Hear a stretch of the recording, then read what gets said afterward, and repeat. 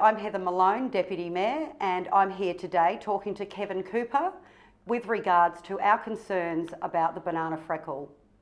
Kevin, my first question is, what is banana freckle? Well, banana freckle is actually a common name for 3 different species of a fungus that infect bananas. Now, one of those 3 species occurs across Australia and doesn't cause us any problems, but the other 2 are foreign to Australia.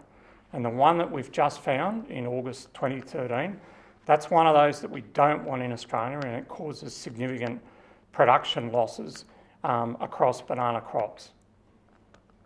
Okay, all right, so why is the National Banana Freckle Education Program needed? So the eradication program that's basically kicked off in earnest from October last year. Up until that time we were in the response phase, and that was delineating where the freckle actually occurred in the Northern Territory. So now the program's setting about eradicating freckle from the Northern Territory. And to do that, that's going to mean the destruction of all banana plants inside the eradication red zones, and those red zones are where the freckle was known to occur. So through our work, we've been able to show that freckle, that new strain of freckle, was found in those red zones, and so now what we're doing is seeking to remove the plants, so that the freckle will not survive in those red zones. Okay, so what does it look like in our area? What does banana freckle look like? Freckle is essentially a small sort of pimple-sized lesion on the leaves, a little bit smaller, but it has a very sandpapery appearance to it. Now, I would hope at the moment, at this phase of the campaign, you're not likely to see very many cases of freckles. Most of the properties that have had freckle have been destroyed, and the number of places remaining with banana plants is small compared to where we were 3 months ago. So, but we're certainly keen for people to be on a lookout for freckle, particularly those areas outside the eradication zones. So sandpapery-like and about the size of a pimple, and they'll occur on both sides of the leaves. It's the leaves that we're interested in, less so about the fruit. Okay, and how is it spread? Spread most easily is actually by humans, by people moving plant material around. That's why at the moment there's a restriction on plants being moved, so you can't move banana plants into, out of, or within a red zone unless they're going to a tip. So moving plants is the highest risk, and so we'd like people not to do that. In a natural setting, water is a key ingredient in terms of moving freckle around, but in the urbanised environment, water's still a factor, but it's not understood how well water plays a part in that. Okay. Moving in the air, that is by wind, is not well documented for freckle. Freckle only occurs on banana plants, does not survive in the soil. So it doesn't get moved around as such with the soil, it gets moved around with banana plants. So it's the plant material that's the secret to stopping the spread. Good. Okay, so how widespread is our problem in the Northern Territory? So at the moment you can see the distribution based on the 6 eradication red zones. So clearly the Darwin is the biggest of those, so that includes the rural area, so it runs right down. But we've had cases confirmed at Tiwi, Daly River, Rum Jungle, Bachelor, so one site, Dundee Beach and Ramangini. So the good news is to date that all the banana plants have been removed from Ramangini and Tiwi, so already the disease that was there is disappearing because there's no plants, it's not going to survive. And we have very few plants left at Rum Jungle, Bachelor and also Daly River. So inside the Darwin area is where the majority of the 226 cases were found on both Cavendish and non-Cavendish. So all varieties of bananas affected. So how is the best way to stop the spread? Best way to stop the spread is to remove banana plants. If there's no banana plant, this fungus, this new strain of freckle, cannot survive. So cut the plant out, treat the plant, and once the plant decomposes, there's no possibility of that host surviving. What are the phases of the eradication program? So we've got 3 phases, and we're currently in phase 1, which is actually the destruction phase. So we're identifying all the locations with plants, and those plants are being removed. So phase 1 runs to the end of April this year, so April 2015. So all the plants will be removed from the red zones by then, and with the support of the community, we're on track. It's going very well. We're happy we're going to reach that. Phase 2, referred to as the fallow period, will run from May this year, May 2015, through to the end of April 2016.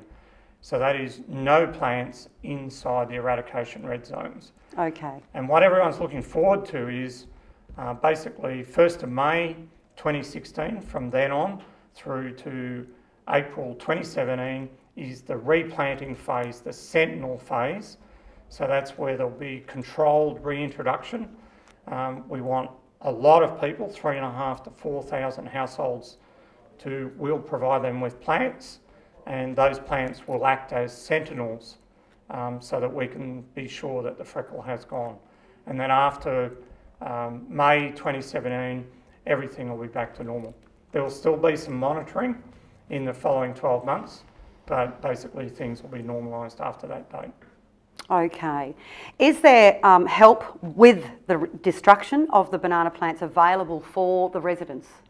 One of the key activities of the program at the moment is any premise that's identified with banana plants. So whether it's a commercial grower or a household, they have the option of either removing the plants themselves, which about 10% of people have done, and thank you very much for that support. But the freckle team, as it were, will come out and assist with the removal of the plant and also the removal of the plant material off site. And people can ring for an appointment, and that includes a Saturday. So if they ring the hotline, the team will be able to come out and meet with the time that suits them. Okay, does the actual banana freckle affect the actual fruit? Banana freckle affects both the fruit and the productivity of the plant.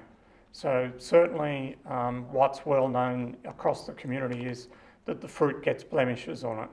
And so some people are prepared to accept those blemishes, but in a marketplace, the people that buy bananas are not prepared to accept those blemishes. So the fruit gets downgraded. But what's more important is that this disease will reduce productivity of the plants by up to 35%.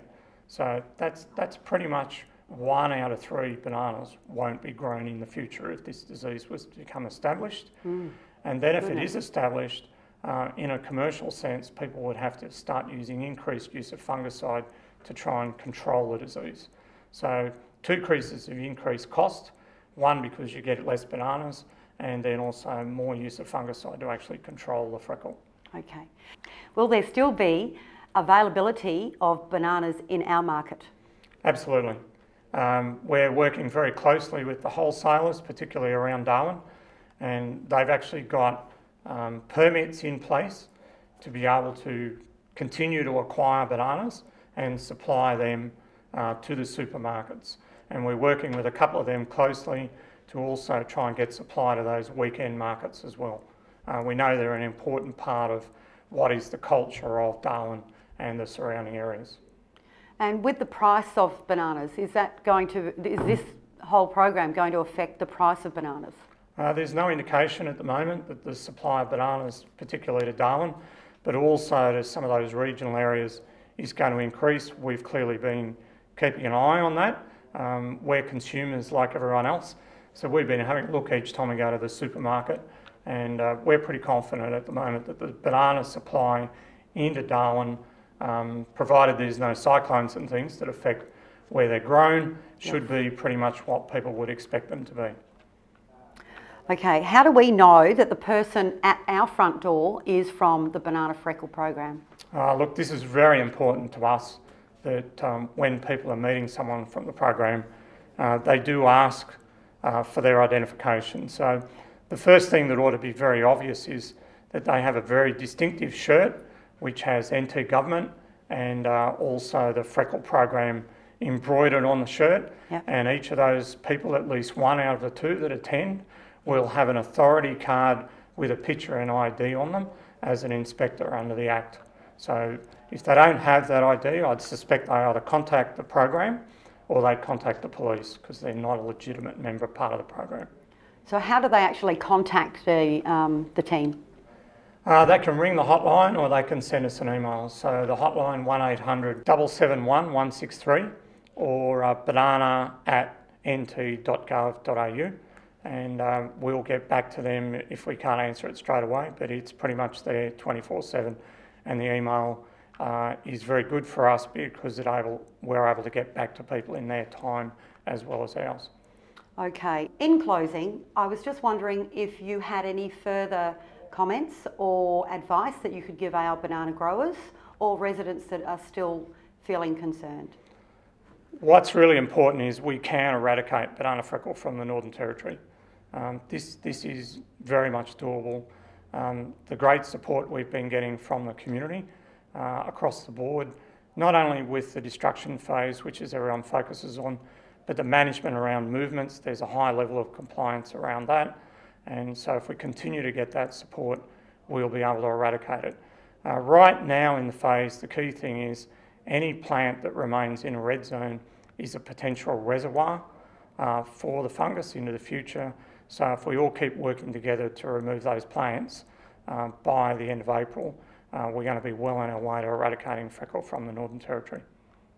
Fantastic. Okay, I really appreciate your time today, and thank you very much for coming in. That was Kevin Cooper from the Banana Freckle Eradication Program, and thank you very much for coming in to spend some time with us and answer our concerns today, Kevin.